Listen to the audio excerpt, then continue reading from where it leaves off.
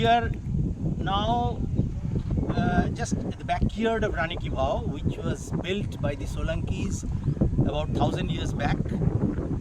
It was very curious for us to know why they built this kind of thing just at the backyard of the step well. And when we started tracking it, what we find that the canal systems which were built by the Solankis, they were connected directly to the river, which is locally known as Saraswati. Not the actual Saraswati what we pondered about, but the local river. And the geomorphic level of that river is little higher than this. So what you see at a distance is the inlet of the river. And during the flood times, the water is coming and accumulating in these miniaturized step well.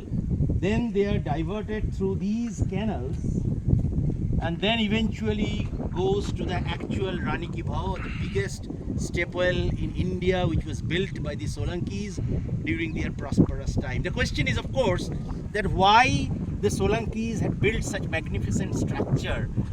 Obviously, it is clear that the water availability was good during that time. And as just now we have published a paper on the antiquity of the step wells, Vadnagar, step well, Vadnagar, and the climate of the western part of India, including different parts of Gujarat. We now know from climate proxy records and climate modeling that this was a period when the Indian summer monsoon was very, very strong. In fact, it was the strongest over the last 2200 years period.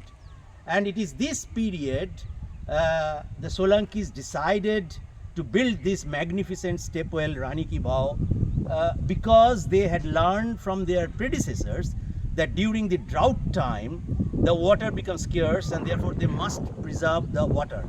And that is why they had invested when they had a lot of money, they had a lot of resources.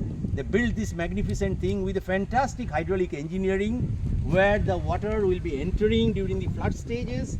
They will be going through the canals and they will be eventually deposited and accumulated in the actual step well of the Rani Ki Vawa, and that will be used in case eventually the dry period comes, the drought strikes. This will be acting as a lifeline of the people in this area. Now this climate and culture relationship is so intense in our archaeological records that behind the archaeological grandeur we often forget that how nature and human had very intimately interacted through this time for survival as well as for what you call for their visions for the future generations, so that the habitation continues over the years and they don't get destroyed, because we have seen that very serious drought can eventually wipe out the civilization. So Solankis were building this kind of things at many places. In fact, if you look at the book, or if you go through the lines of the book Step Wells of India, you will see that majority of the step wells have been built during the drought time.